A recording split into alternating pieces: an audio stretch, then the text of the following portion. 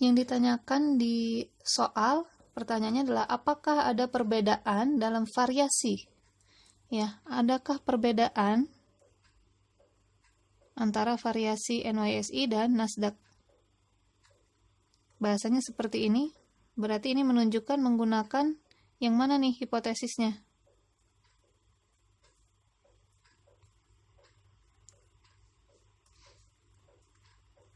Ini ya. Dengan alfanya adalah 0,1. Maaf, Nasdaq.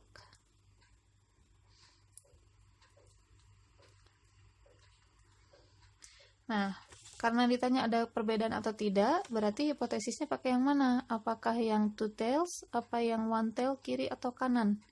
Karena ditanya ada perbedaan atau tidak, berarti kan ini ya, yang two tails.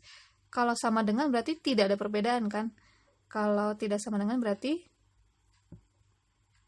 ada perbedaan kan gitu ya. Jadi menggunakan yang two tails. Ini berarti kita masuk ke tahap 1.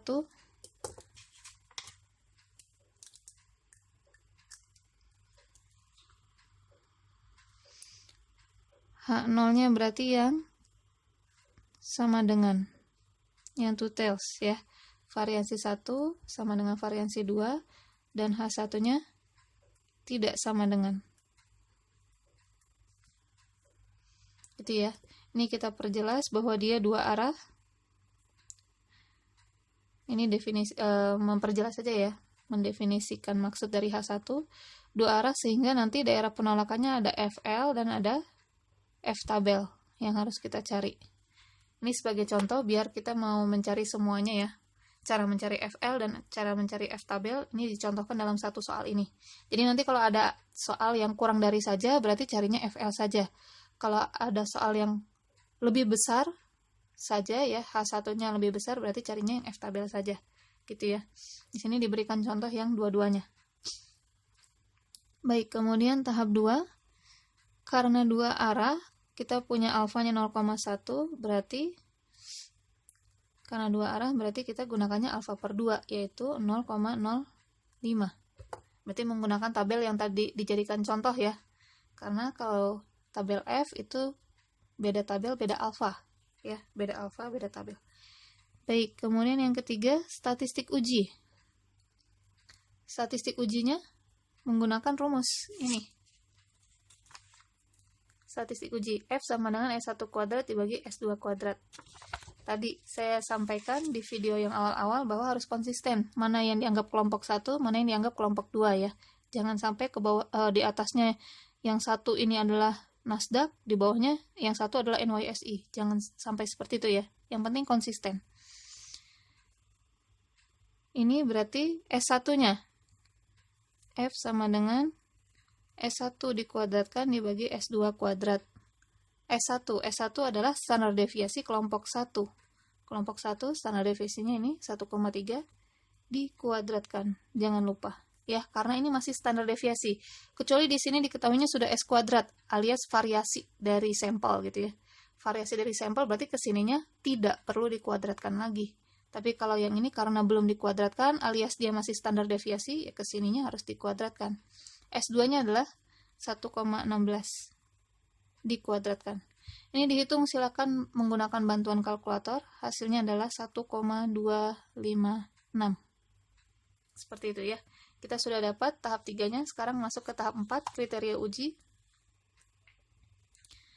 Nah, karena butuhnya FL dan F tabel, kita akan cari F tabel dulu ya. Yang normal. Cara mencarinya, yang defaultnya ya. F tabelnya adalah alfa df1, df2.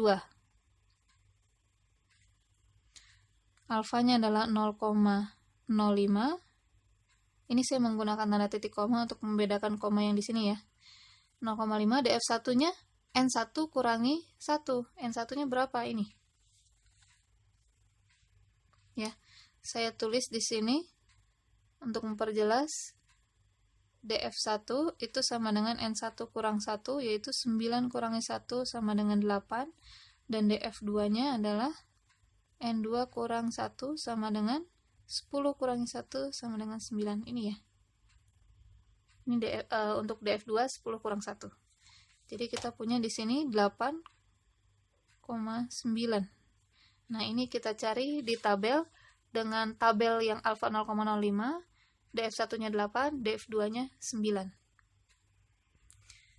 Ya, ini tabel yang tadi ya, tabel distribusi F dengan alfanya 0,05. Kita cari DF1-nya 8, DF2-nya 9.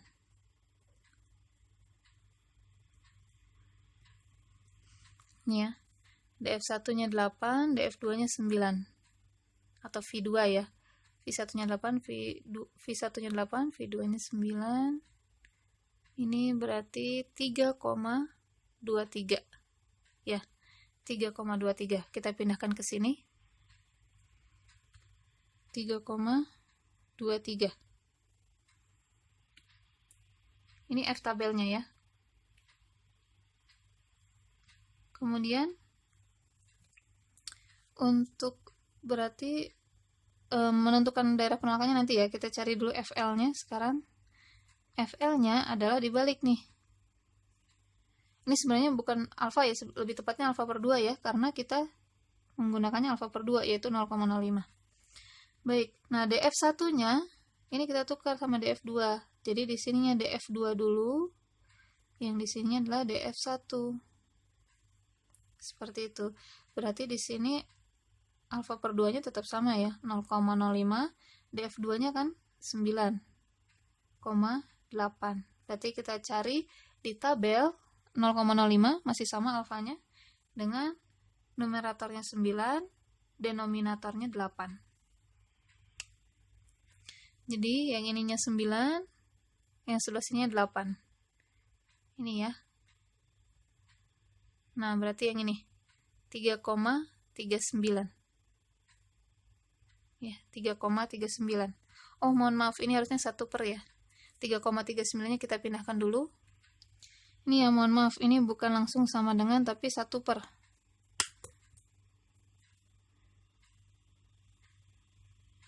Saya pisahkan dulu biar nggak bingung ya. Ini jadi 1 per ini. Nah, FL itu adalah 1 per dengan DF-nya ditukar. Sama dengannya di sini ya. Jadi 1 per, tadi kita dapatnya adalah 3,39. Ya. Jadi kalau yang ini normal membacanya DF1, DF2, kalau ini dibalik, dan jangan lupa 1 per ya, 1 per dari tabelnya. 1 bagi 3,39, 0,295. Berarti kita bisa simpulkan bahwa daerah penolakannya, area penolakan,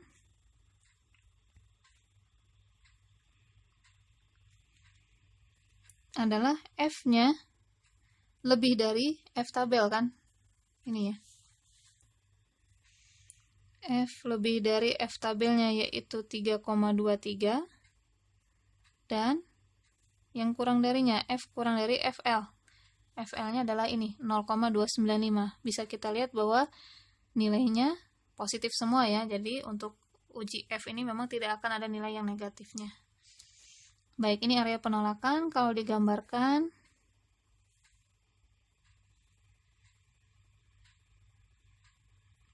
oh maaf, gambarnya, maaf, ini gambar untuk Z dan T ya, mohon maaf. Nah, harusnya gini. Panjang ke sininya ya.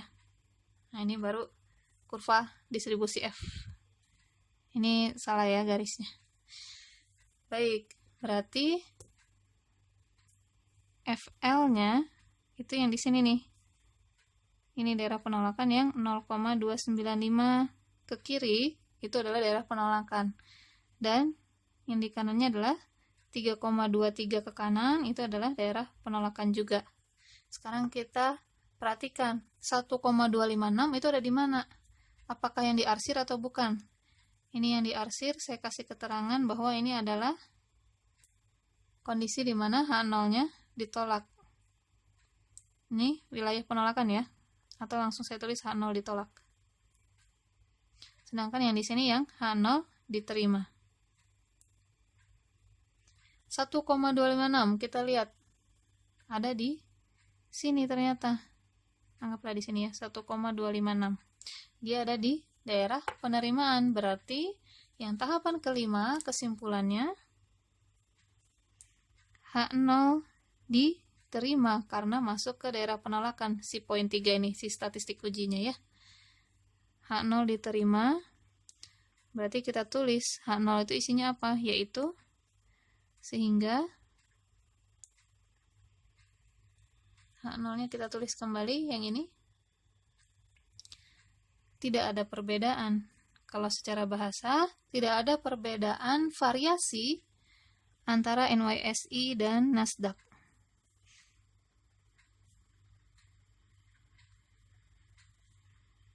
Ini kesimpulannya. Variasi antara saham NYSE dan Nasdaq. Selesai. Mohon maaf. Nah, seperti ini. Ini untuk uji variasi.